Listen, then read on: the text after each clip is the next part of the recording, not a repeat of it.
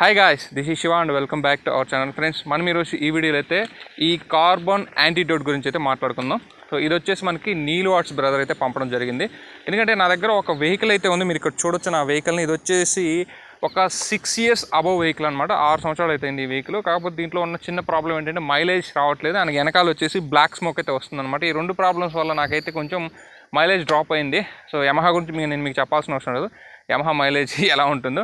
So అందువల్ల ఏంటంటే నేను ఈరోజు ఆయన నా ప్రాబ్లం ఆయనకి చెప్పడం జరిగింది. ఆయన అయితే నాకు కార్బన్ యాంటీడోట్ని అయితే పంపించారు. దీన్ని ట్రై చేయండి బ్రదర్, ఒకసారి ట్రై చేసి మీరు రిజల్ట్ ఎలా ఉందో చెప్పమన్నారు. So thanks Neel what's brother.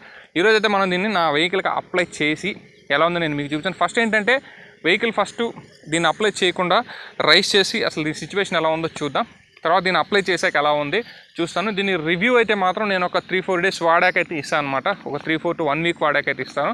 Just మనకి ఇది స్మోక్ గురించి అయితే మనం అయితే మాట్లాడదాం అనమాట. సరే, మనం ఏమాత్రం లేట్ చేయకుండా మన వీడియోని అయితే స్టార్ట్ చేద్దాం రండి. ఓకే, ఇప్పుడు మనం వచ్చేసి ఫస్ట్ దీంట్లో స్మోక్ టెస్ట్ అయితే చేద్దాం. సో మనం స్మోక్ టెస్ట్ చేయడానికి వైట్ పేపర్స్ అయితే కావాలి. మనకైతే ఇక్కడ స్మోక్ టెస్ట్ అయితే ఇప్పుడు స్టార్ట్ చేద్దాం. వెహికల్ అయితే న్యూట్రల్ చేద్దాం.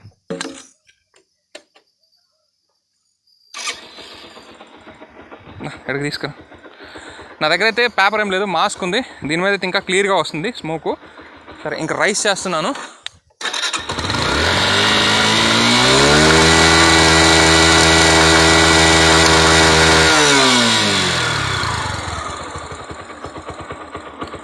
సీరియస్, నాకు తెలుసు నా వెహికల్ అయితే పుచ్చిపోయి ఉంది, చాలా ప్రాబ్లం ఉంది దీంట్లో. ఇది నా వెహికల్ పరిస్థితి ఇప్పుడు. సరే, ఇప్పుడు మనం దీనికైతే ఈ కార్బన్ యాంటీడోట్ అయితే అప్లై చేద్దాం. ఫస్ట్ ఆఫ్ ఆల్ దీంట్లో వచ్చిన ప్యాకేజ్లో ఏమొచ్చిందో చూద్దాం. ప్యాకేజ్లో మనకు వచ్చేసి ఓకే. సో మనకైతే దీంట్లో ఒక యాంటీడోట్ బాటిల్ వచ్చింది, ఒక సిరంజ్ అయితే వచ్చింది విత్ నీడ్. సో మనం దీని ఎక్స్పెరిమెంట్ అయితే స్టార్ట్ చేద్దాం. దీనైతే ఇక్కడ ఎయిర్ పంపు ఉంటుంది కదా, ఎయిర్ పంపు నుంచి వెళ్ళే మనకి పైప్ అయితే ఒకటి ఉంటుందన్నమాట. ఆ పైప్లో డైరెక్ట్గా అయితే ఇంజెక్ట్ అయితే చేయాలన్నమాట. సరే, ఇప్పుడైతే ఇంజెక్ట్ అయితే చేద్దాం.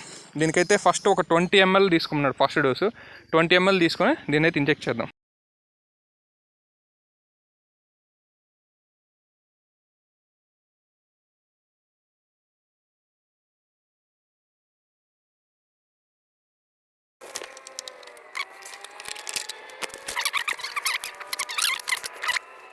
గాయస్, దీన్ని ఇంజెక్ట్ చేసేటప్పుడు మీరు కొంచెం ఆ స్పేస్ని క్లీన్ చేయండి, అక్కడ దుమ్ము ఉంటుంది.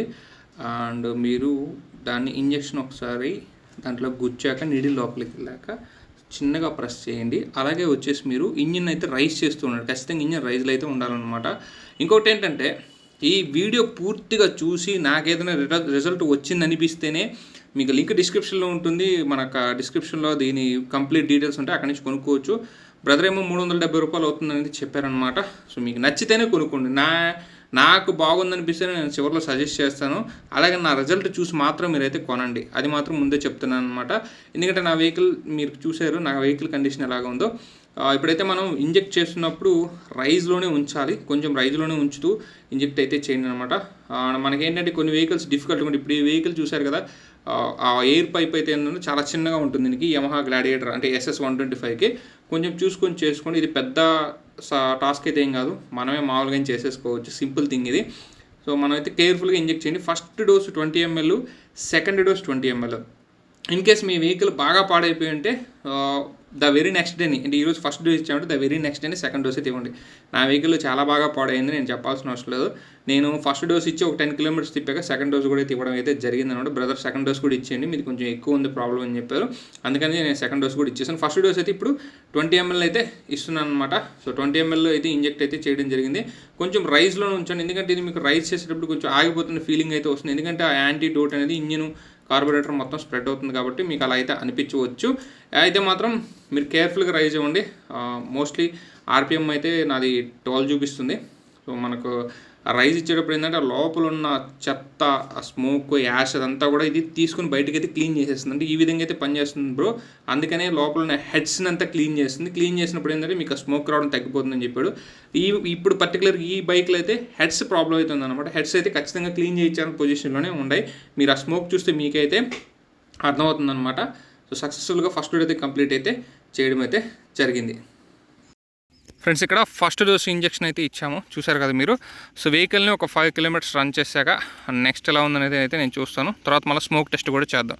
సరే ఇప్పుడైతే మనం వెహికల్ తీసుకెళ్ళి ఒక 5 కిలోమీటర్స్ అయితే రన్ చేద్దాం. ఇప్పుడైతే నేను డోస్ అయిపోయినాక టెస్ట్ రైడ్కి తీసుకెళ్ళాను అనమాట. అప్రాక్సిమేట్లీ ఒక 8 to 10 కిలోమీటర్స్ వరకు అయితే తిప్పుంటాను. సో టెస్ట్ రైడ్లో నేను ఏం చేశానంటే, నా ఎక్స్పీరియన్స్ టెస్ట్ రైడ్లో స్మోక్ గురించి పక్కన పెడితే వెహికల్ అయితే కొంచెం స్మూత్ అయితే అయింది. అది మాత్రం నాకైతే అర్థమైంది. వెహికల్ కొంచెం స్మూత్గా, ఇది ఇంతకుముందు ఎలా ఉందంటే కొంచెం హెవీ వైబ్రేషన్ అయితే ఉంది, ఇప్పుడు కొంచెం వైబ్రేషన్ అయితే తగ్గింది. ఇదైతే నేను ఫస్ట్ డోస్లో నోటీస్ చేసిన అంశం. రైడింగ్ కూడా బాగుంది, కొంచెం వేరియేషన్ అయితే వచ్చింది, మరీ హ్యూజ్ వేరియేషన్ కాదు, కొంచెం వేరియేషన్ అయితే వచ్చింది ఇంజిన్లో, అది మాత్రం నేనైతే చెప్పగలను. అండ్ ఇంకోటి ఏంటంటే నేను ఒక 50 వరకు అయితే ట్రై చేసి 50-60లో కూడా వెళ్ళాను. స్మూత్ ప్లే అయితే ఉందన్నమాట. ఇక మైలేజ్ గురించి మాట్లాడితే, మైలేజ్ గురించి నేనైతే ఒక్క రోజులో మాట్లాడేది కాదు ఇది. నేను ఖచ్చితంగా ఒక 1 week or 10 days యూస్ చేసి నాకు డిఫరెన్స్ కనిపిస్తుంది. ఒక చిన్న షార్ట్ వీడియో అయినా చేస్తాను. ఎందుకంటే ఇట్లా చెప్పింది ఏంటంటే, ఇట్లా స్మోక్ వచ్చే వెహికల్ స్మోక్ రాకుండా ఆపుతుంది, అలాగే 20 to 20% మైలేజ్ పెంచింది. సపోజ్ ఇప్పుడు నాది మామూలుగా అయితే ఓ 35-40 వస్తుంది, అంతకు మించి రాదు ఈ వెహికల్. 125cc అయినా సరే యమహా బండి అంటే తాగేస్తుంది అనమాట. 35 to 40 వస్తుంది, నాకు ఒక 45-50 వరకు వస్తే చాలు. అంతకుమించి నేను ఈ వెహికల్ కానీ ఎక్స్పెక్ట్ అయితే చేయట్లేదు. 45-50 వచ్చిందంటే నాకు పండగే. చూద్దాం వస్తుంది. ఇప్పుడు నేను 200 వస్తే రఫ్గా చూస్తే అది 65-70 కిలోమీటర్స్ మించే తిరగట్లేదు. నాకు ఒక 85-90 తిరిగితే చాలు. 200 పెట్రోల్ నేను ఫిల్ చేస్తే ఒక 80 to 85 లేదా 90 అట్లా వస్తే చాలు అనమాట. అందుకే నేను ఏంటంటే ఒక్క రోజులో మైలేజ్ గురించి అయితే చెప్పేదైతే కాదు, అది నిజంగా అసలు అయ్యే పని కాదు. మైలేజ్ టెస్ట్ చేద్దామంటే నా దగ్గర ఆ పర్టికులర్ ఎక్విప్మెంట్ అయితే లేదు. కాబట్టి నేను నా డైలీ యూసేజ్లో పెట్రోల్ రిజర్వ్లో పడ్డాక మళ్ళీ పెట్రోల్ పట్టించి ఈ విధంగా టెస్ట్ చేసి అయితే నేను మీకు చెప్తాను అనమాట. కాబట్టి ఇది ఒక 1 week టైం తీసుకునే ప్రక్రియ, కాబట్టి మనం మైలేజ్ గురించి పక్కన మాట్లాడదాం. తర్వాత జస్ట్ ఇక్కడ స్మోకే, నాకు స్మోక్ కానీ రాలేదు అంటే ఆటోమేటిక్గా పెట్రోల్ స్మెల్ కూడా రాదు.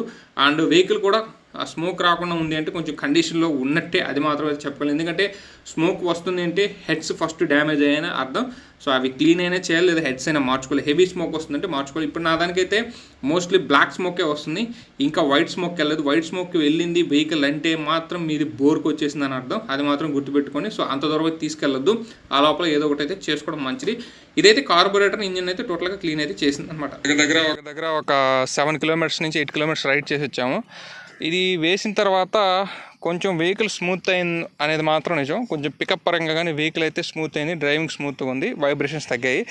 అండ్ స్మోక్ అనేది ఇప్పుడు మనం టెస్ట్ చేద్దాం. స్మోక్ అనేది ఎంతవరకు తగ్గుద్దో నేనైతే ఐడియా లేదు, కానీ వెహికల్ స్మూత్ అయింది. అండ్ వెహికల్ చాలా స్మూత్గా ఉంది, డ్రైవింగ్ చాలా బాగుంది. అండ్ ఇంజిన్ కూడా ఏంటంటే మనకి ఇంజిన్ ఇంతకు ముందులాగా ఉన్నట్టుగా కొంచెం స్మూత్ సైడ్లో ఉంది.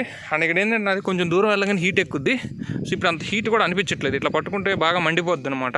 సరే ఇప్పుడు ఒకసారి రైస్ చేసి చూద్దాం ఎంతవరకు ఇది స్మోక్ని నిర్మూలించిందో లేదో చూద్దాం. ఇప్పుడైతే నేను 7 కిలోమీటర్స్ తిరిగాను ఫస్ట్ డోస్ అయితే వేశాక. గైస్ ఫస్ట్ టైం ట్రై చేసినప్పుడు మాస్క్ పరిస్థితి ఇలా అయింది. ఇప్పుడైతే మనం యాంటీడోట్ అప్లై చేసాం, ఇప్పుడు అప్లై చేద్దాం. రైజింగ్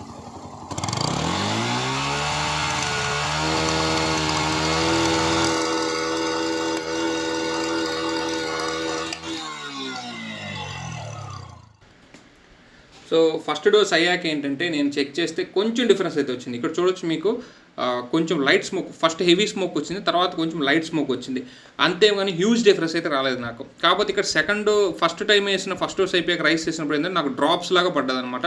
మళ్ళీ వెంటనే నీలో ఆర్ట్స్ బ్రో కాల్ చేసి మీరు సెకండ్ డోస్ కూడా అప్లై చేసేది, మీకు కొంచెం డ్యామేజ్ ఎక్కువ ఉంది వెహికల్ అంటే కొంచెం ఎక్కువే పాడైందని అనుకుందాం ఉంది, కాబట్టి మీరు సెకండ్ డోస్ కూడా ఈజీగా వేసేసుకోవచ్చు. సెకండ్ డోస్ వేసేసి ఒక 2 days టెస్ట్ చేయండి, తర్వాత మీకు మంచి రిజల్ట్ అయితే ఇస్తుందని చెప్పారు.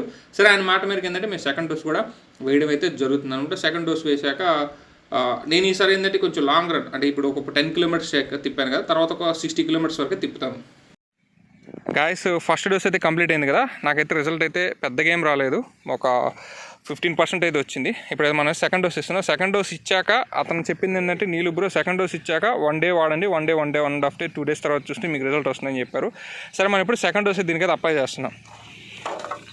ఈ సెకండ్ డోసు సరే ఇప్పుడు సెకండ్ డోస్ అయితే ఇస్తున్నాం. సెకండ్ డోస్ కూడా సేమ్ యాజ్ యూజువల్ ఇంతకుముందు ఎలా చేసాం అలాగే వెహికల్ రేంజ్లో ఉండాలి, అలాగే సెకండ్ డోస్ కూడా అప్లై చేసేస్తున్నాను. కొంచెం ఒక 5 ml ఎంతో కొంచెం వేస్ట్ అయింది, బికాస్ ఆ మూర్త తీసేటప్పుడు పడిపోయింది, నో ప్రాబ్లం, అదేం కాదు. ఇప్పుడు సెకండ్ డోస్ నాది 15 ml నేను తీసుకుంది అనుకుంటాను. సెకండ్ డోస్ ఇచ్చాము, సో రైస్ చేస్తున్నాం. అలాగే దీనైతే మళ్ళీ సేమ్ యథావిధిగా మన సెకండ్ డోస్ కూడా ఇప్పుడైతే సక్సెస్ఫుల్గా కంప్లీట్ అయితే చేసాం. చూద్దాం, బ్రదర్ చెప్పినట్టు ఇప్పుడే ఆయన కాల్ చేశాను ఇంతకుముందు నీళ్ళు అతనికి. సో మీ వెహికల్ మరీ హెవీగా హెడ్స్ అయితే పాడైపోయాయని చెప్పాడు. ఒక 1 or 2 days చూడమన్నారు. 1 or 2 days చూస్తే మీకు ఆటోమేటిక్గా నిదానంగా అయితే అది జస్ట్ చెప్పాడనమాట. సరే ఇప్పుడు మనం ఏంటంటే ఈ రోజుకి అయితే దీన్ని ఇక్కడ స్టాప్ చేసేసి మళ్ళీ రేపు కానీ ఎల్లుండి కానీ నేను మిగతా దీని రిజల్ట్ ఏంటనేది మళ్ళీ ఒక కంటిన్యూ చేస్తాను అనమాట. టోటల్గా నాకు రిజల్ట్ బాగుంది అనిపిస్తేనే నేను మీకు సజెస్ట్ చేస్తాను, లేకుంటే అయితే లేదనమాట. సరే ఇక మనం నెక్స్ట్ 2 days తర్వాత కలుద్దాం. గాయస్ ఇక్కడ చూడొచ్చు, నేను మొన్న చెప్పిన రీడింగ్కి 2 days తర్వాత రీడింగ్ చూసుకోవచ్చు. తర్వాత దగ్గర ఒక 70 kilometers వరకు అయితే తిరిగినట్టున్నాను. ఇప్పుడు మళ్ళీ ఒకసారి స్మోక్ అయితే టెస్ట్ చేద్దాం. స్మోక్ అది మరి అంత హెవీగా వస్తుందో తగ్గిందనేది చూద్దాం. మనకి ప్రతి ఎన్ఆర్ కార్బన్ యాంటీడోట్ వర్క్ అవుతుందో లేదో కూడా ఒక ఐడియా అయితే వస్తుంది. ఓకే స్టార్ట్ చేయి. పల్లె వస్తుంది నోట్లో స్టార్ట్ చేయి. రైజ్ ఇస్తామండి రైజ్ ఇస్తాం.